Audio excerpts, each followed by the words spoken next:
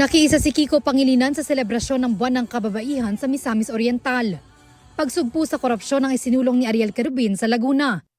Sa Pangasinan, tulong sa magsasaka at mangingisda ang isinulong ni Senador Bong Revilla. Pagtutulungan ng LGU at national government ang binigyang halaga ni Senator Francis Tolentino sa Valenzuela. Si Congresswoman Camille Villar tiniyak ang suporta sa karapatan ng kababaihan. Sa Maynila, karapatan ng manggagawang Pilipino ang isinulong ni Jerome Adonis. Naroon din si Wilson Amad na nais mapabilis ang transaksyon sa government agencies. Si Representative Franz Castro inihayag ang importansya ng natural resources ng bansa. Platapormang nakasentro sa social and economic justice ang idiniin ni Luke Espiritu. Sa Camarines Sur, umento sa sahod ng health workers ang ipinanawagan ni Nars Alin Andamo. Kasama niya si Mimi Doringo na nais maglatag ng mga batas para masugpo ang kahirapan. Karapatan ng mga Muslim at katutubo ang binigyang halaga ni Amira Ligdasan.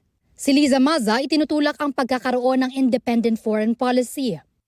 Suporta sa mga magsasaka at mangingisda ang ipinangako ni Ben-Hur Abalos sa Quezon. Pagkakaisa sa gitna ng mga hamon sa bansa ang ipinanawagan ni Bam Aquino sa Bacolod. Libreng maintenance medicine sa senior citizens ang binigyang diin ni Abby Binay sa Batangas. Sa Misamis Occidental, nakipagdialogo sa women leaders at lokal na opisyal si Senator Pia Cayetano. Si Attorney Angelo De Alban, inihayag sa Maynila ang advokasya para sa mga children with special needs. Sa Pampanga, mensahe ni Senador Bongo na dapat laging unahin ang kapakanan ng taong bayan. Patuloy naming sinusundan ang kampanya ng mga tumatakbong senador sa eleksyon 2025. Ito ang unang balita. Bea Pinlac para sa GMA Integrated News.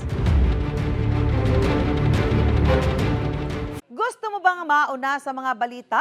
Mag-subscribe na sa GMA Integrated News sa YouTube at tumutok sa unang balita.